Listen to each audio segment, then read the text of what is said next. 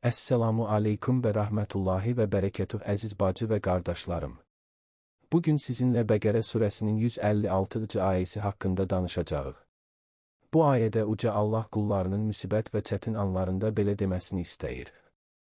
156 O kəslər ki, onlara bir müsibət üz verdikdə, biz Allaha məxsusuq və ona da qayıdacağıq. Deyirlər. Buradakı innə lilləhi və innə ileyhi raciun ərəbcə ifadəsi İslam mədəniyyətində istircə duası adlanır. Bu zikr Qurani Kərimdə Bəqərə surəsinin 156-cı ayəsində qeyd olunur. Bu zikrin mənası və əhəmiyyəti haqqında əsas məqamlar. 1. Mənası. Tərcüməsi belədir, şübhəsiz ki, biz Allaha məxsusuq və mütləq ona tərəf qayıdacağıq. İnnə lilləhi, biz Allahınıq və ya Allah üçün varıq. Bu hissə insanın və bütün varlığın sahibinin yaradan olduğunu təsdiq edir. Və innə ileyhi raciun və biz mütləq ona dönəcəyik. Bu hissə isə ölümün bir son deyil, əsl sahibə qayıdış olduğunu xatırladır. 2. Nə zaman deyilir? İslam ənənəsində bu ifadə əsasən aşağıdakı hallarda oxunur.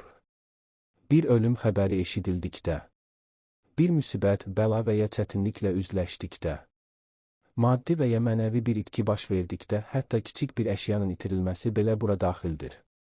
3. Fəlsəfəsi və psixoloji təsiri. Bu zikr sadəcə bir kədər ifadəsi deyil, həm də dərin bir təslimiyyət və səbir bəyanıdır. Təsəlli verir, insana xatırladır ki, əlində olan hər şey, övlad, mal, dövlət, can ona əmanətdir. Əmanət sahibi onu geri aldıqda üsyan etmək yerinə təslim olmaq ruhu sakitləşdirir. Müvəqqətiliyi xatırladır, bu dünyanın keçici olduğunu və hər kəsin gec-tez yaradana hesabat verəcəyini vurğulayır. Səbri möhkəmləndirir, ayənin ardında Bəqərə 157 qeyd olunur ki, bu sözü deyib səbir edənlər üçün Allahın rəhməti və lütfü vardır. 4. Dil qaydası, etimologiya. Sözün kökü ərəb dilindəki racağa qayıtmaq felindən gəlir. Raciun qayıdanlar deməkdir. Azərbaycan dilində işlənən raci olmaq, qayıtmaq, müraciət etmək ifadəsi də buradan qaynaqlanır. Mənbələrdə qeyd olunur ki, Məhəmməd Peyğəmbər müsibət anında bu zikri oxumağın insanın qəlbinə hüzur gətirdiyini və itirilən şeyin əvəzinə daha xeyirlisinin veriləcəyinə vəsilə olduğunu bildirmişdir. Bu zikri sadəcə ölüm xəbəri alanda deyil, bir kimsədən pis xəbər alanda, birinin başına pis hadisə gələndə yaxud da özümüz pis hadisə yaşayarkən, hətta kiçik çətinliklərdə belə deyə bilərik. Hər hadisədə olduğu kimi bu hadisədə bizə gözəl örnək olan Peyğəmbərimiz sallallahu əleyhi və səlləm bir gün səhabələri ilə yolda gedərkən ayaqqabısının ipi qopmuşdu və innə lilləhi və innə ileyhi raciun demişdir.